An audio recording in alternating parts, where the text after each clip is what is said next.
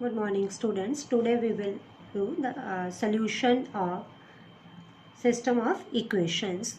The solution of system of equations has two type of solution. First is consistent or second is inconsistent. So what is consistent solution? If a system of equation has one or more solutions, then it is said to be consistent system of equations. And if a system has no solution, then it is said to be inconsistent. तो अगर उसका solution exist नहीं कर रहा तो हम कहते हैं कि system has no solution, therefore it is inconsistent. For example, if we have x plus 2 equals to 4 and simultaneously we have x plus 4 equals to 10, तो इट मीन्स x की दोनों वैल्यू डिफरेंट आ रही हैं, तो we don't have any common solution. So the system of solution in that case is said to be inconsistent. Now system of linear equation may or may not be consistent. If consistent may or may not be unique solution. पहली बात तो हमने ये check करना है कि consistent है और इनकंसिस्टेंट है. अब सपोज हमारे पास जो सोल्यूशन है वो कंसिस्टेंट है, तो उसके आगे भी डिपेंड करेगा कि उसका यूनिक सोल्यूशन है या नहीं है. वो हमने कैसे चेक करना है? सबसे पहले हम लीनियर इक्वेशंस को लिखेंगे मैट्रिक्स फॉर्म में. ax equals to b, then we calculate determinant a, then adjoint a जो कि हमने कल वाली क्लास में करा था. After that, if determinant a not equal to 0 means non singular matrix है हमारे पास अगर, then system is said to be consistent and it has unique solution given by capital X equals to A inverse into B. अब ये जरूरी नहीं है कि determinant हमेशा नॉन जीरो आए, जीरो भी आ सकता है. If determinant A equals to 0, then we calculate adjoint A into B. अब suppose ये भी हमारे पास 0 आ जाता है, then system of equations have infinitely many solutions. And second condition क्या हो सकती है? That determinant A equals to 0, but adjoint A into B not equal to 0. In this case, system of equation is inconsistent. तो अब हमने questions करने consistent और inconsistency के. सबसे पहले first question, examine the consistency of the system of equation. तो सबसे पहले हमने अलजेब्रिक इक्वेशंस को कन्वर्ट करना है मैट्रिक्स फॉर्म में. So these equations can be written as, ध्यान से समझ लें, हम कॉफिशेंट लिख रहे हैं x का 1, देन कॉफिशेंट ऑफ y. अब सेकेंड रो में coefficient of x, coefficient of y multiply by number of variables. तो यहाँ पे नंबर ऑफ वेरिएबल 2 है हमारे पास. First is x and second is y equals to 2 3 means constant term. अब algebraic equations को ऐसे क्यों लिख दिया? अभी आपको मल्टीप्लिकेशन सबको आ गई है, तो अगर मैं दोबारा इसको मल्टीप्लाई करूं तो हम रो से मल्टीप्लाई करते हैं कॉलम को, तो ये आएगा x plus 2y equals to 2. अब सेकेंड रो से कॉलम को मल्टीप्लाई करेंगे तो 2x plus 3y equals to 3. हम इक्वेशन चेंज नहीं कर सकते, हमने सिर्फ इसकी फॉर्म चेंज करके अलजेब्रिक इक्वेशंस को मैट्रिक्स फॉर्म में लिखा है. Ax equals to b, equation number 1, where A equals to 1 2 2 3, capital X means small xy and constant term is b 2 3.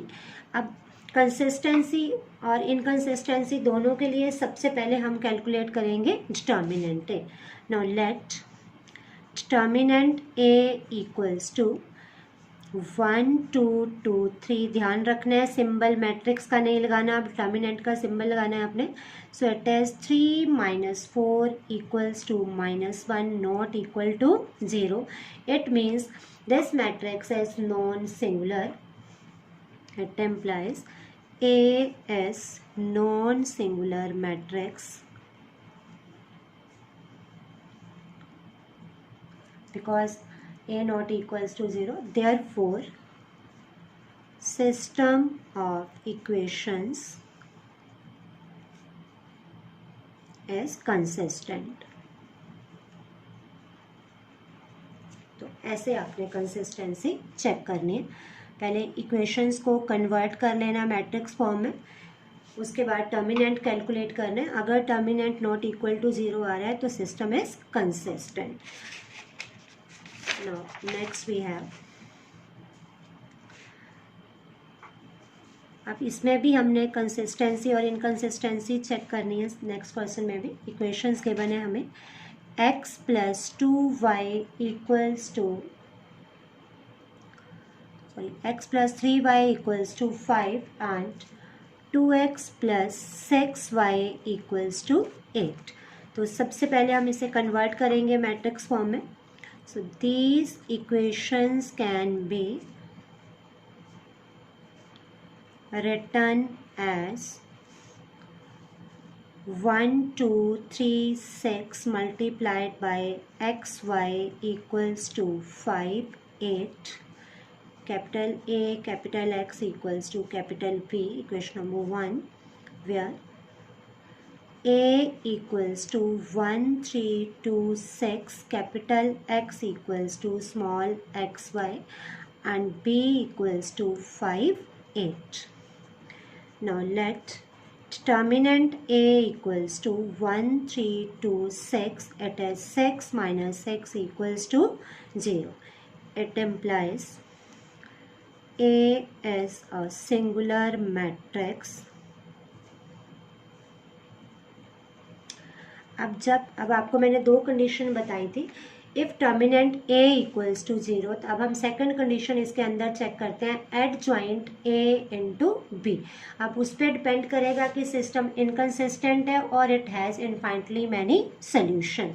तो एडजॉइंट से पहले अब हमने क्या लेना, कोफैक्टर मैट्रिक्स A. कोफैक्टर हमने कल ही करें. अब 1 का कोफैक्टर आ गया हमारे पास 6, cofactor of 3 is -2, cofactor of 2 is -3, cofactor of 6 is 1. So adjoint A equals to transpose of the cofactor matrix. So it's 6 -2 -3 1. अब हमने चेक करना है adjoint A into B.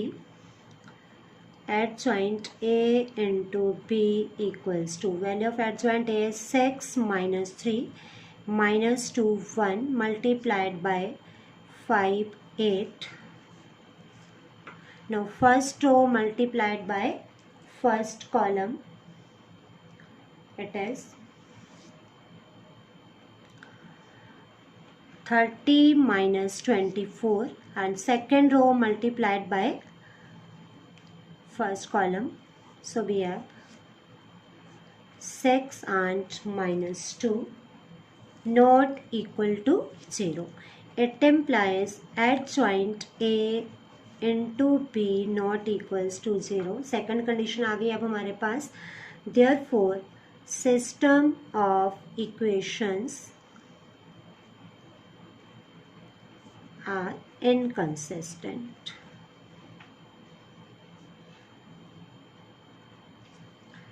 तो अगर हमारे पास एडजॉइंट A इंटू B 0 आता तो हम लिख देते इट हैज़ इनफाइनाइटली